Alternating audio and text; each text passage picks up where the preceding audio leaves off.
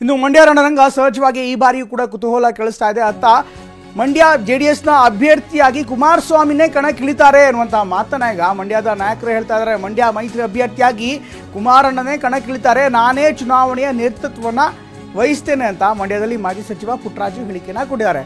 ಪ್ರಚಂಡ ಬಹುಮತದಲ್ಲಿ ಕುಮಾರಸ್ವಾಮಿ ಗೆಲ್ಲಿಸ್ತೇವೆ, ಕುಮಾರಣ್ಣ ನಾಮಪತ್ರ ಸಲ್ಲಿಸಲಿ ಅಷ್ಟೇ ಬರಲಿ, ನಾಮಪತ್ರ ಸಲ್ಲಿಕೆ ಮಾಡೋದಕ್ಕಷ್ಟೇ ಬರಲಿ, ನಾವೇ ಓಡಾಡಿ ಕುಮಾರಣ್ಣನ ಗೆಲ್ಲಿಸ್ತೇವೆ.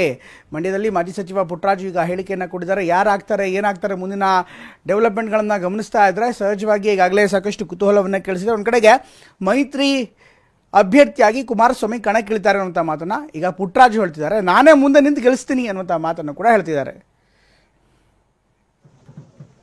100ಕ್ಕೆ 100 ಭಾಗ ಇವತ್ತು ಕುಮಾರಣ್ಣವರೇ ಅಭ್ಯರ್ಥಿಗಳು. ಇವತ್ತು ನಾನೇ ಚುನಾವಣೆ ನೇತೃತ್ವ ವಹಿಸ್ತೇನೆ. ಅತ್ಯಂತ ಪ್ರಚಂಡ ಬಹುಮತದಲ್ಲಿ ಬರೀ ಅರ್ಜಿ ಹಾಕ್ಲಿಕ್ಕಷ್ಟೇ ಕುಮಾರಣ್ಣವ್ರನ್ನ ನಾವು ಕರೆಸ್ಕೊತೇವೆ.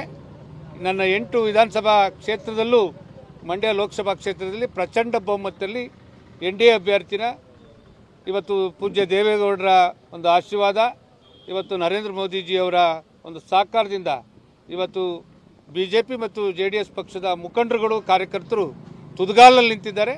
ಕುಮಾರಣ್ಣವ್ರನ್ನ ಪ್ರಚಂಡ ಬಹುಮತದಲ್ಲಿ ಆಯ್ಕೆ ಮಾಡ್ತಾರೆ. ಬಹುತೇಕ ಅವ್ರು ಬಂದು ನಾಳೆ ನಾಡದ್ದು ಬಂದ ತಕ್ಷಣ ಕೂತ್ಕೊಂಡು ನಮಗೀಗಾಗಲೇ BJPಯ ಹೈಕಮಾಂಡು ಸಹ ತುಂಬ ಸಹಕಾರ ಕೊಟ್ಟಿದೆ.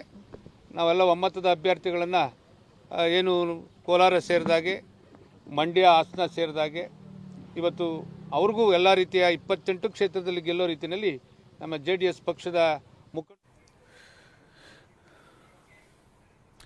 ಇದು ಪುಟ್ಟರಾಜು ಅವರ ಮಾತು. ಒಟ್ಟಿನಲ್ಲಿ ಕಳೆದ ಬಾರಿ ನಿಖಿಲ್ ಕುಮಾರಸ್ವಾಮಿ ಸ್ಪರ್ಧೆ ಮಾಡಿದಂಥ ಸಂದರ್ಭದಲ್ಲಿ ಸಾಕಷ್ಟು ಮುಜುಗರಕ್ಕೆ ಉಂಟಾಗಿದ್ರು. ಈಗ ಕುಮಾರಸ್ವಾಮಿ ಅವರೇ ಬರಲಿ, ಕುಮಾರಸ್ವಾಮಿ ಬಂದರೆ ನಾವು ಗೆಲ್ಲಿಸ್ತೀವಿ ಅಂತ ಮಾತನ್ನ ಈಗ ಪುಟ್ಟರಾಜು ಹೇಳ್ತಿದ್ದಾರೆ.